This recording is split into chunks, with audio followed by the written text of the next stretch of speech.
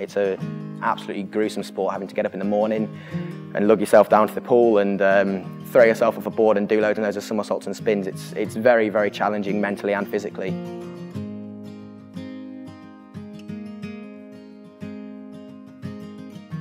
I'd always had dreams, especially when the London 2012 Olympics got announced to be in my home country and only 3 hours away from where I live. I thought, you know, that could be the one for me, that could be the real thing that I aim to do. So basically I started taking it really seriously.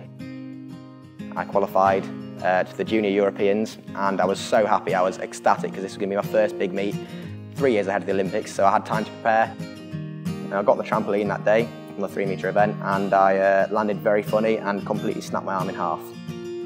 It hurt a lot. I was in hospital for 5 days and the doctors basically said, there's no way, you can't train again.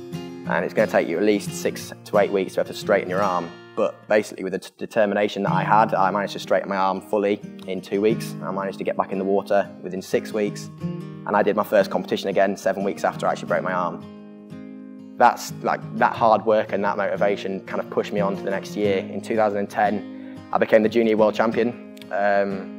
Actually the double Junior World Champion, which was the first ever in Britain. The first ever Olympic qualifier for the 2012 Olympics.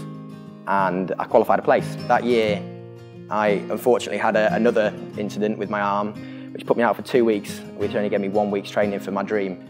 And I tried to train, I trained my hardest, and it didn't go my way. I mean, the Olympics I was only 17 years old, it was a shock and it was very difficult. Again, didn't let it get me down, and 2 weeks later I went out to Australia and competed in the Junior World Championships. I set new dreams, I set new goals and new ambitions to go to 2016 and on to 2020 and everything like that. I truly believe that without the setbacks that I've actually had in my life and in my diving career, I would not have been as successful as I was. If you've got something that you want to do, and don't let anything get in your way ever, and don't let anything block your road to your success, and those horrible setbacks have been the thing that's made me stronger. So yeah, that's basically my story so far, and I wish I could tell you the future, and I wish that I could tell you that I am the Olympic champion, but hopefully that's going to come in the future. That's my dream.